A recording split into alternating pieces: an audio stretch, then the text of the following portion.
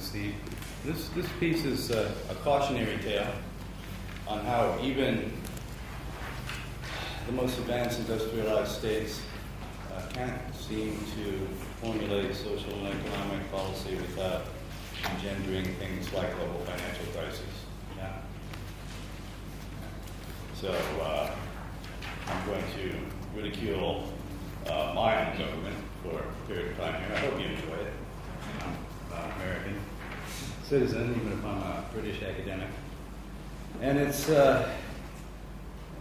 starts essentially with an assertion that Rajan made that ignoring the role of the government and the government-sponsored enterprises for all the horrendous problems in the financial community that engendered this crisis is like ignoring the elephant in the room.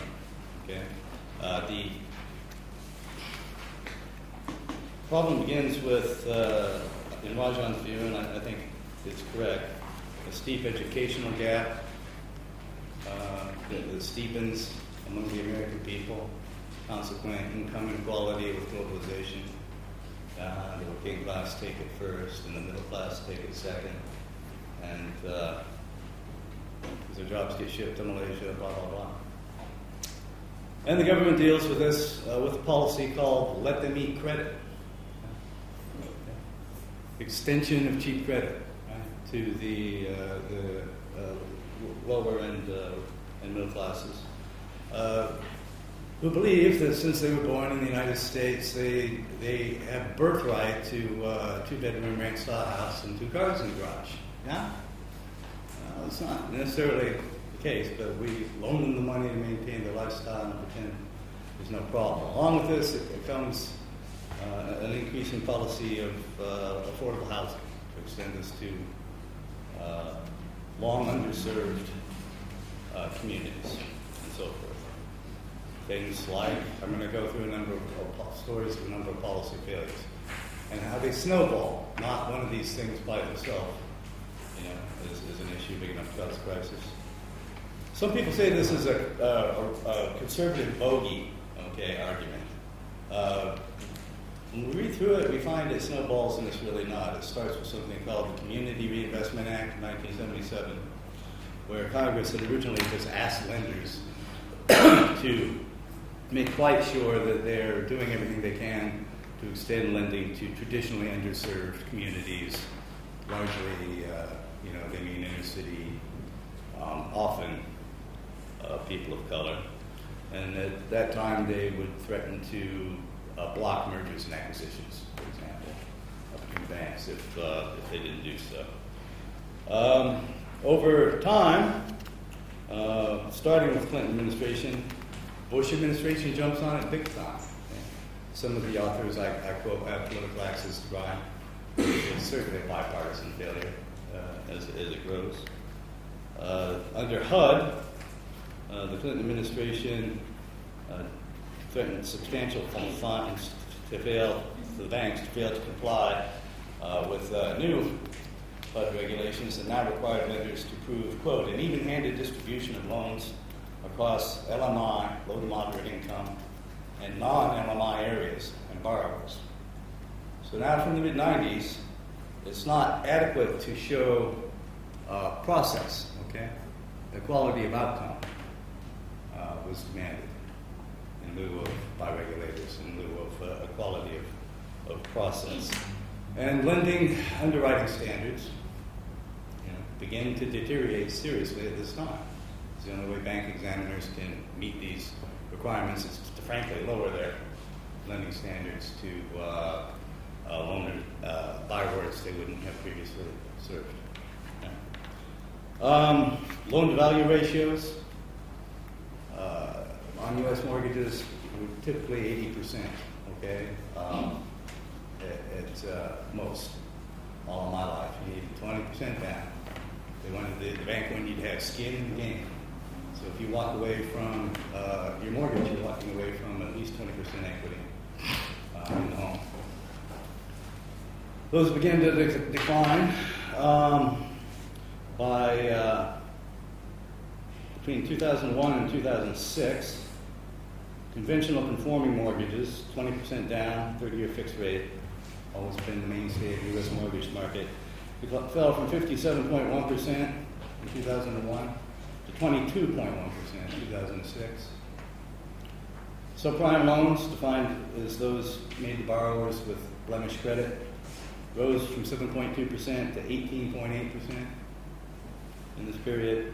And Alt-A, those who are, buy-to-let, okay, or just speculating or flipping, or traditional underwriting standards via, rose from 2.5% to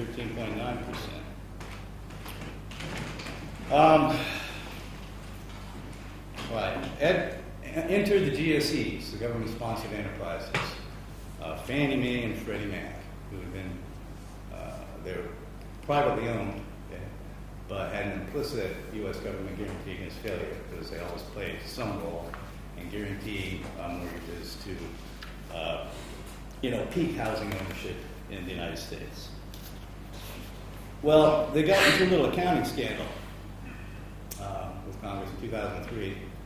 Congress finally decided to assign them a dedicated regulator, which they hadn't before, the Office of Federal Housing Enterprise Oversight, and said, oh, by the way, okay, we need you to join us in have an affordable housing mission, okay, added to your chart.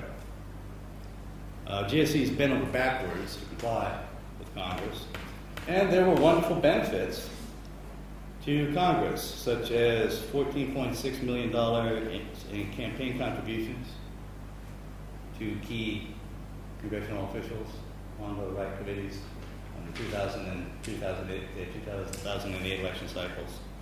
The GSE set up partnership offices in the key districts of key lawmakers, and often staffed by their relatives. Whoa.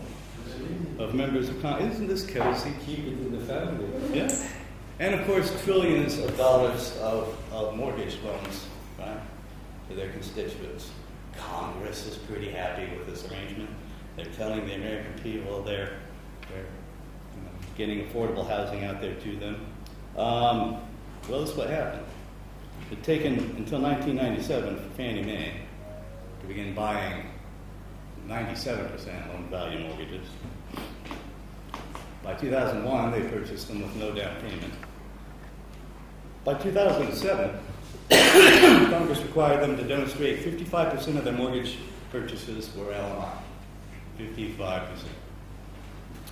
38% of all purchases had to be from underserved areas, usually in inner cities.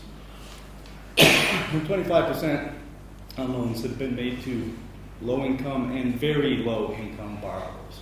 Okay? Close quote. Accordingly, their purchases of junk mortgages rose precipitously. Rajan cites Edward Pinto, the former chief credit officer for the Federal Housing Administration, who estimates by June 2008, the GSEs, the FHA, and other government programs were exposed to about $2.7 trillion in subprime and Alt-A loans, which is probably approximately 59% of all loans for those categories. Rajan says quite modestly, it's very difficult to reach any other conclusion than this was a market driven largely by government or government influence money. Right? Underwriting standards continued to drop, basically in response to the creation of huge market and junk mortgage loans that got a huge lift from U.S. government housing policy.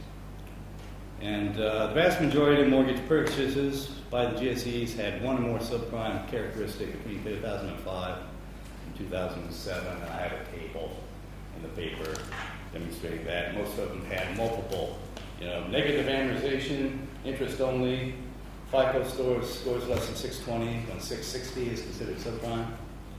Loan-value ratio is greater than 90. So, conventional loans fell from 79% of all mortgages in 2003 to 50% by the end of 2006. The others rose accordingly. And enter structured finance now and the credit rating agencies.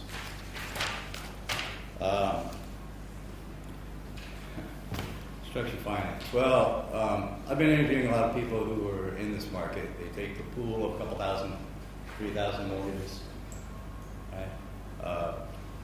Synthesize it into a bond, then tranche out according to risk. Right? So there's a steady, certain pool of income coming in against the mortgages, and subordination protects you from exposure. So if you have a super senior tranche, the safest, you get the lowest payout. It pays 12 basis points above treasuries. And nobody wanted it, okay, because it didn't pay anything. So the investment banks who created them parked that on their own balance sheet. And that later bought them. The senior stuff is rated AAA. Sometimes the mezzanine and junior tranches are also rated AAA. Sometimes they're rated low. So you sell they take the hit first, okay, for the default rate. So you sell those off to the hedges, okay, who want risk. The mezzanine and senior tranches you sell off to his pension fund, his insurance company, and that sort of thing. Well, they're all rated AAA by, a lot of these tranches were rated AAA by the credit rating agencies. I have a good deal of discussion in the paper about how that happened, but the GSEs themselves also bought up AAA tranches. And the banking system bought up AAA tranches, as we're going to discover later, because Basel II capital adequacy requirements gives you low risk weighting for AAA rated securities. So the banking system had a huge incentive to load up with AAA rated tranches of junk mortgages, basically. Throughout the banking system. So Basel II risk weighting provided additional incentive. The GSEs, at their worst period, we're buying up, I have some figures here, I didn't circle it unfortunately, huge segments of those tranches as well. So I quote one of my authors, without their commitment to purchase the AAA tranches of these securitizations, it's not likely the mortgage pools could have been formed and marketed around the world. Okay? When the GSEs are 60% of the demand, 60% of the market, they can create the market that everybody else jumps in on. I have some interview data in the paper. One interview with Mr. Jerry Fons, Jerome Fons, who's a former managing director of the ratings giant Moody's Investor Services, and Jerry lost his job when he wouldn't go along with this. The guy who headed up structured finance ratings took over as president and sacked about 20 naysayers, including Jerry. But let me get the interview from him because he didn't leave with a non-disclosure agreement. And he's happy to talk about it. So I asked him, was this a mistake? He says, well, no. The ratings agencies helped create these markets. It was their bread and butter. And you had highly opaque, complex securities and bankers with the ability to play ratings agencies off against each other. The fee structures were very high. So the regulators are now saying, if you help design the security, you can't rate it. Well, Mr. Fons clearly asserts Moody's personnel helped design the structured securities they then rated. And we're pressured in this process to help the firm in being rated design a security, some of whose tranches at least they could rate AAA. And we're subject to pressure from other raters of competition. So it really begs the question why regulators are now telling rating agencies they can't do this. Why didn't the Securities Exchange Commission recognize and prohibit the practice before the crisis? They must have understood the issuer pays structure of rating compensation surely subjected the rating agencies to moral hazard. And probably really should have been obvious to regulators. These ratings, importantly, have really become institutionalized. Okay, these are nationally recognized statistical rating organizations. So the SEC writes a whole bunch of regulation that's gone down to state level regulation that says, you know, your pension fund, your insurance company has to have X percent of its investments in securities rated AAA by these two institutions. Now, they've sometimes gotten it wrong. I mean, spectacularly misplaced ratings could be seen with Enron, the scandal, the WorldCom. The sovereign debt of many Asian nations during the Asian financial crisis was misrated, as have been this RMBS, residential-backed mortgage securities, which are a special kind of CDO, collateralized debt obligation. But more often they've gotten it at least roughly right. Okay, the oligopoly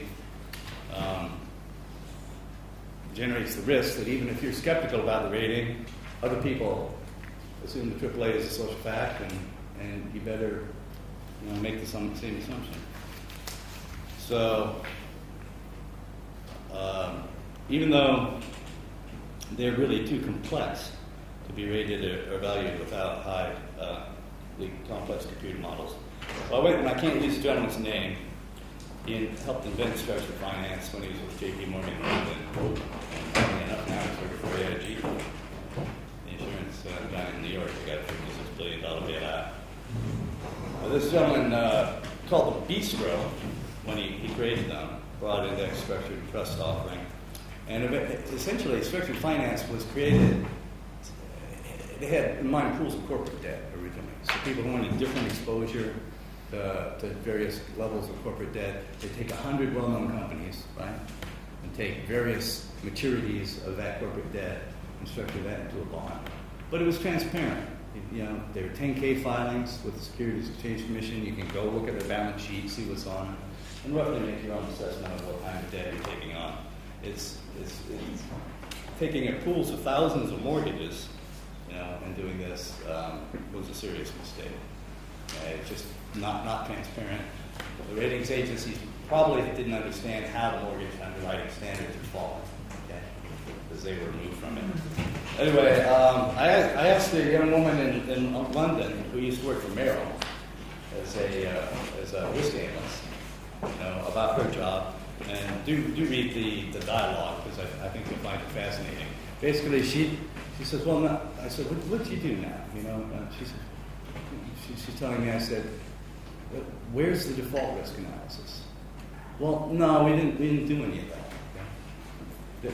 Okay? They're buying these pools of mortgages. They're creating these structured bonds. They're parking the super senior stuff on their balance sheet. They did zero default analysis. They just bought the rating wholesale, right? Well, S&P kept telling us we're S&P, and it's AAA, right? Well, what did you do? Darling, yeah? So you're a risk analyst for Merrill, and sweetheart, and you're telling me you didn't do any default analysis. Well, what's your job? Yeah?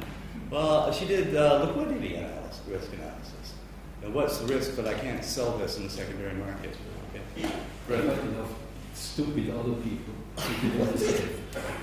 There's plenty of blame to go around. Actually, she had a doctorate in physics, 4.0 from Duke, and was very, very bright, using her statistical skills for this, and yeah.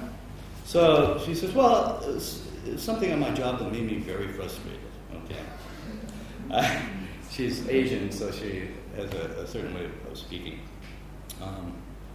So I said, well, a Standard & Poor's officer in New York told me, when I interviewed him in late September 2009, that they didn't cooperate with firms that structured these products. Her response, laughter. I said, you're laughing? She says, well, that's very interesting. I had a job interview with S&P, and they actually told me they publish and share it with everyone. What did they tell you? Did they tell you they cooperate with the investment bank? Not per se, but they're very transparent, let's put it that way. Transparent enough that the investment bank can use their methodology to backward engineer a AAA rating for the super senior tranche. Not only the super senior. Also the senior, mezzanine, and the junior tranches? Yes. So the rating firms are sharing the methodology, okay, with bright young ladies like this one, right? And they're backward engineering the product make sure everything gets a AAA, right? So there's no no transparency into. Oh, this is a lot of fun. So Drew, Giant Drew, at Standard & Poor's is the only person living and working today in a rating agency who would actually talk to me. But he's kind of a talking dog for them, you know. They put him on TV, and he had a minder in the room with him. Okay, yeah. I sat there and took copious notes, and I said, would you like me to burn an MP3 file of this digital recorder? Oh, yeah, I'll take that. Yeah. So, no, they swore up and down that they didn't do anything of the sort. Look, I'm not qualified to make judgments about who was the problem.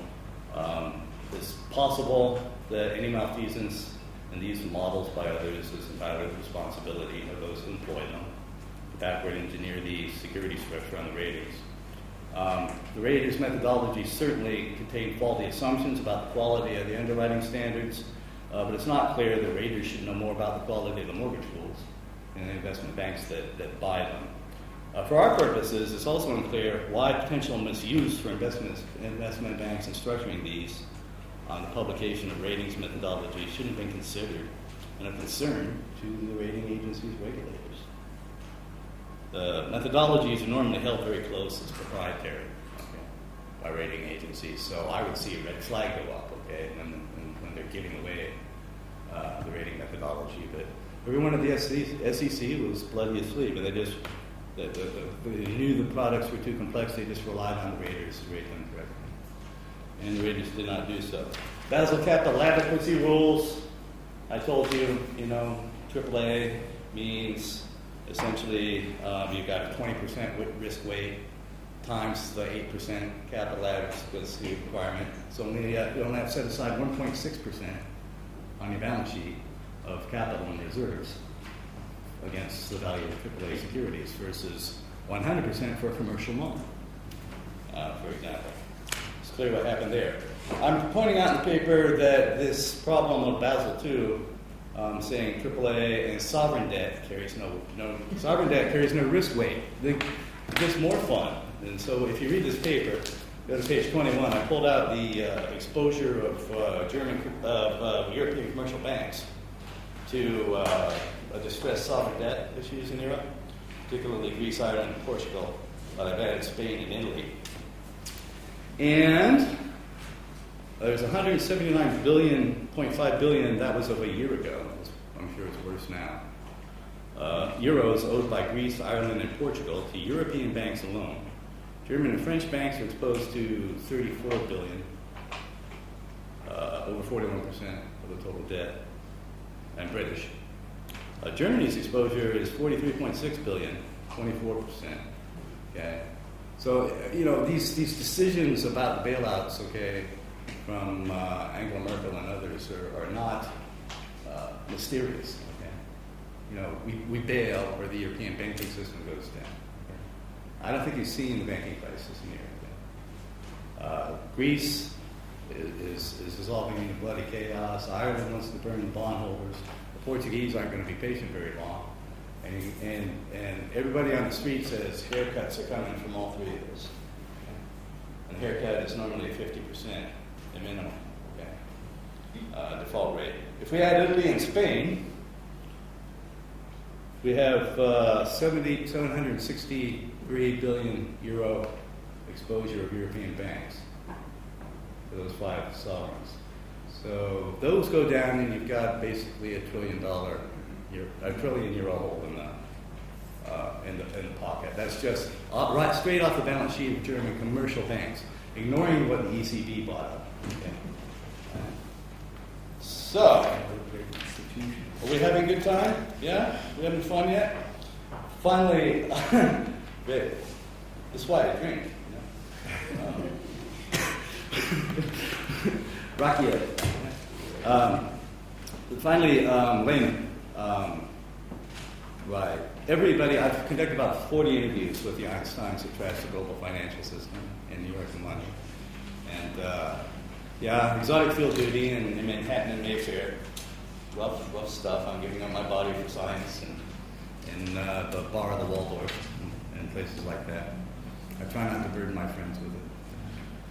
And none of them have told me anything, but the real game changer for them was when the government let Lehman go down. They had saved Bear, okay? They'd saved long-term capital management with a private deal in '98 because of that systemic risk exposure. And they let Lehman go down, and they didn't understand the counterparty risk at all. So you're talking to these people, and they go, my God, you know, everybody stopped trading on everything. Okay? The LIBOR rate went through the roof. It went over 400 basis points. And you're paying 400 basis points, 4% over the bank rate for an overnight loan no one's buying. Okay? Credit is essentially frozen. Everyone's hoarding cash. They don't know what's on their balance sheet. They don't know what's on the counterparty's balance sheet. And they just stopped trading. So I have a guy who's trading CMO, it's a CDO with an agency wrapper. And he couldn't sell that stuff. He couldn't get a bid on that stuff. After the government went into conservatives, took the GSEs into conservatorship, full guarantee, no default risk, couldn't get a bid, right, on the stuff. So there's an extended discussion about that failure of expectation. So I'm going to conclude. I may give you 1 or 2 minutes, okay? If you're patient with my conclusions. So, had time permitted, I would also elaborate on the far too loose or asymmetric monetary policy of the United States over a 15-year period. There's another critical error that generated what I call intersubjective expectations, shared social understandings of economic cause and effect between actors in the financial community. And they contributed to the crisis. This generated the expectation of an endless wall of liquidity. I have tons of interview data about this. It resulted in too much money chasing too few real assets. And if this project moves forward to a conference volume and people fill this fit, correct that at that time.